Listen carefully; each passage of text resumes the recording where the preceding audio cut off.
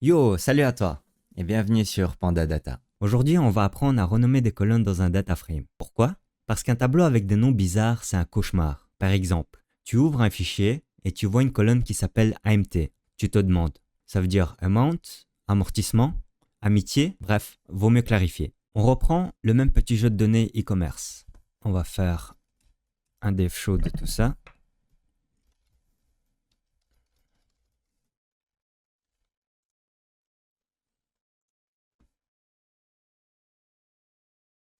Ici, on peut voir qu'il y a QTY et AMT qui sont pas terribles. On va attendre un peu pour afficher le résultat. Voilà, donc on a nos deux colonnes ici. Heureusement pour nous, nous avons une commande qui peut nous aider. Avec with column renamed, on peut changer facilement. Nous allons donc créer un nouveau data frame qui se base sur notre premier data frame.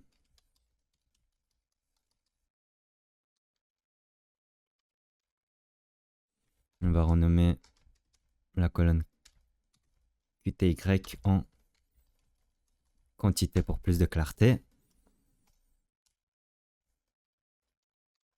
Et on va afficher les deux data frames l'un après l'autre pour voir les changements.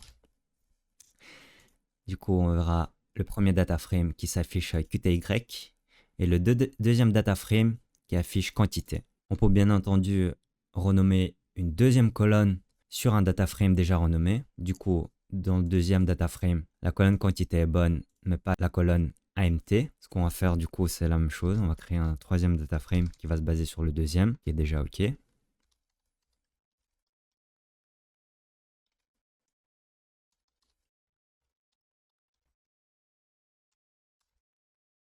on va renommer la colonne AMT en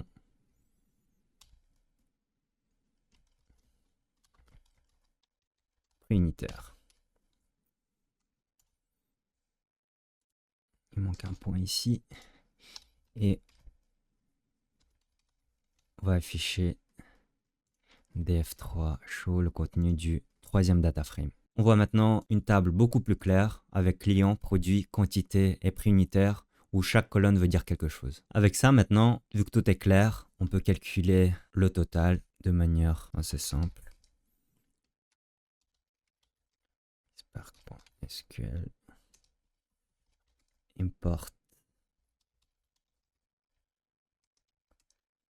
f pour importer des fonctions et on va faire df3 et on va ajouter une colonne qu'on va appeler total qui sera du coup colonne quantité multipliée par la colonne prix unitaire.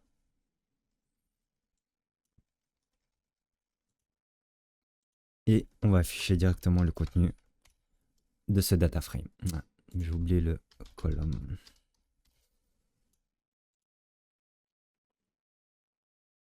Ah, il y a encore une petite erreur. C'est parce que la colonne quantité ne se retrouve pas dans le df1, elle se retrouve seulement dans le df3, mais ici j'ai mis df sans le 3, et pareil ici. C'est bien, ça nous permet de voir des erreurs aussi. Ici donc on voit nos 4 colonnes de base avec le total, qui est la quantité fois le prix unitaire, qui nous donne à chaque fois le total, 2 fois 50, 100, etc., etc. Il faut toujours essayer de donner des noms clairs. Par exemple, le prix unitaire vaut mieux que AMT. Ça évite les malentendus quand tu reviens un mois plus tard. Aussi, ça rend ton code beaucoup plus lisible pour tes collègues. Une fois, je bossais sur un fichier où QTY voulait dire quantité, mais dans un autre fichier du même projet, QTY voulait dire qualité. Du coup, tu perds simplement des heures pour rien. Et la moralité de tout ça, c'est renomme tes colonnes dès le début. Tu sais maintenant renommer tes colonnes pour plus de clarté. Voici un petit résumé. With column renamed sert à changer un nom de colonne. Il est possible de faire plusieurs renommages à la suite si besoin, et à la fin, on obtient un tableau beaucoup plus lisible. Dans la prochaine vidéo, on va voir comment supprimer une colonne inutile pour ne garder que l'essentiel. Merci d'avoir regardé cette vidéo sur Panda Data, et à bientôt.